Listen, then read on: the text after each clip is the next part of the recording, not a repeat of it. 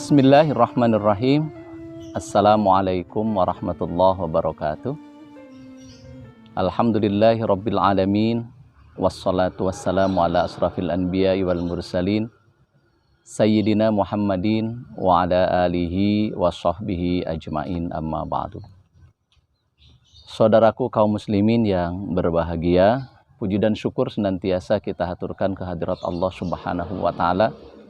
Alhamdulillah, berkat perkenannya sampai saat ini kita masih diberikan kesempatan dan kekuatan untuk bisa terus meningkatkan kualitas diri kita. Dengan harapan mudah-mudahan semakin hari iman kita, akhlak kita, ketaatan kita kepada Allah semakin menjadi baik dan meningkat.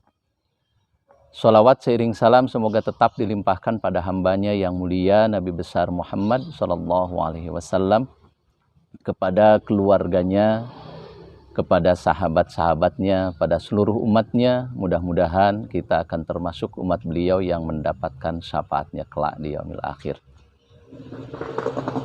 Alhamdulillah, sekarang kita sudah berada di penghujung bulan Ramadan.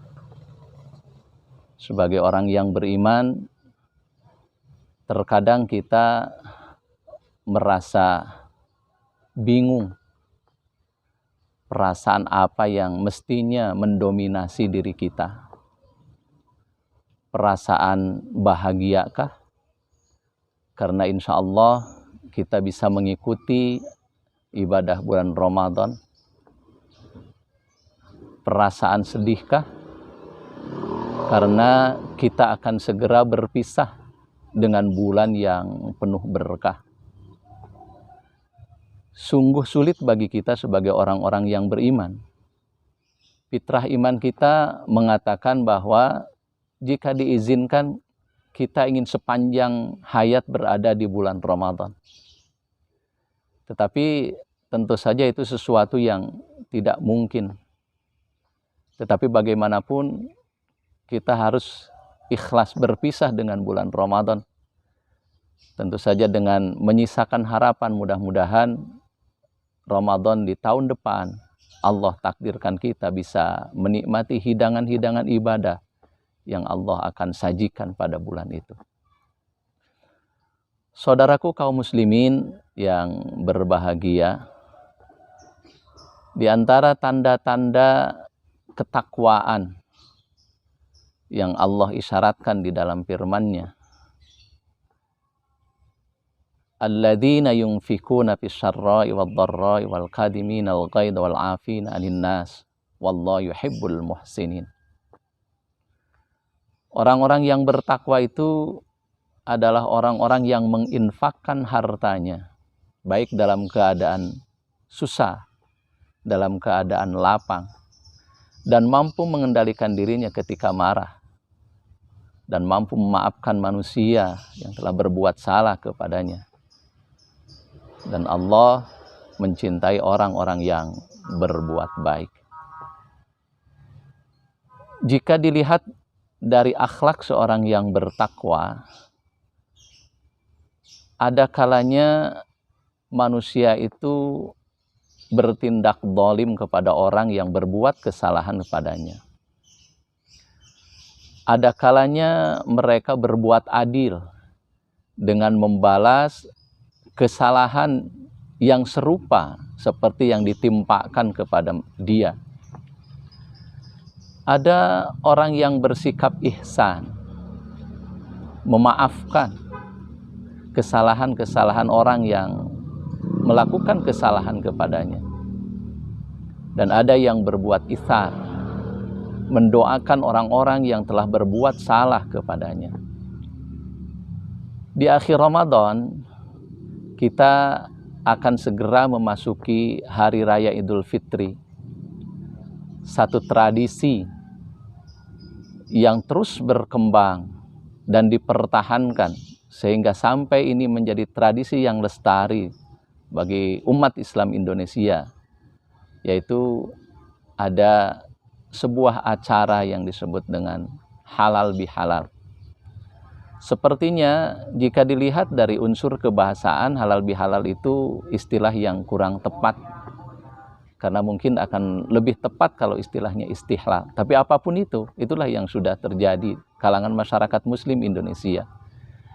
Tetapi pada intinya, halal bihalal itu, atau silaturahim barangkali dalam tradisi Islam disebutkan, ini merupakan aktualisasi dan implementasi dari firman Allah yang terdapat di dalam surah Al-Baqarah. A'udzubillahi minasyaitonirrajim. Alladzina yanquduna ahdallahi min ba'di mitsaqihi wa yaqta'una ma amarallahu bihi ayyusala wa yufsiduna fil ardh. Ulaika humul mufsidun. Ulaika humul khasirun. Mereka adalah orang-orang yang memutuskan apa-apa yang sejatinya Allah perintahkan untuk menghubungkannya. Satu di antara yang dimaksud oleh ayat itu menurut para ahli tafsir adalah memutuskan silaturahim. Memutuskan silaturahim termasuk tanda-tanda orang yang fasik sebagaimana yang diisyaratkan oleh ayat itu. Oleh karena itu, kita sebagai orang-orang yang berharap akan dicatat sebagai orang-orang yang beriman kepada Allah Subhanahu wa Ta'ala, maka menjalin silaturahim merupakan satu keharusan. Karena jika kita tidak melakukan itu, khawatir kita akan tergolong orang-orang yang memutuskan segala sesuatu yang semestinya diperintahkan oleh Allah untuk disambungkannya. Kata silah dalam silaturahim itu paling tidak ada beberapa makna yang bisa kita angkat. Pertama, menyambungkan yang terputus. Setelah sekian lama kita tidak berkomunikasi, maka saat inilah kita harus meluangkan waktu untuk bisa menyambungkan kembali ikatan yang mungkin sudah terputus, sehingga bisa tersambung kembali. Yang kedua, mencairkan yang beku. Yang ketiga, memperbaiki yang rusak. Yang ketiga, mengurai yang kusut. Dan seterusnya, memperbaiki yang rusak. Inilah makna-makna silaturahim yang sejatinya akan terus kita bangun. Sehingga hubungan yang terputus, hubungan yang membeku, hubungan yang kusut, dengan momen Idul Fitri bisa kembali normal sebagaimana mestinya. Inilah konsep-konsep orang yang beriman, konsep orang yang bertakwa, di mana ia akan selalu mengikuti petunjuk-petunjuk Allah, berusaha sekuat tenaga, sejalan dengan perintah-perintah Allah.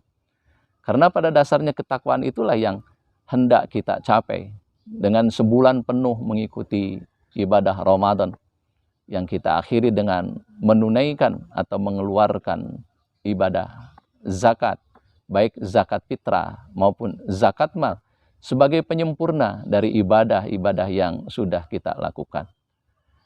Pada akhirnya, sebagaimana doa yang sering kita ucapkan menjelang hari raya, ja'alanallahu minal a'idina wal faizin. Mudah-mudahan Allah menjadikan kita sebagai orang-orang yang kembali kepada fitrah dan termasuk orang-orang yang beruntung. Saudaraku, barangkali itu saja yang dapat disampaikan. Mudah-mudahan Ramadan kita hari ini menjadi Ramadan yang lebih baik jika dibandingkan dengan Ramadan yang telah lalu.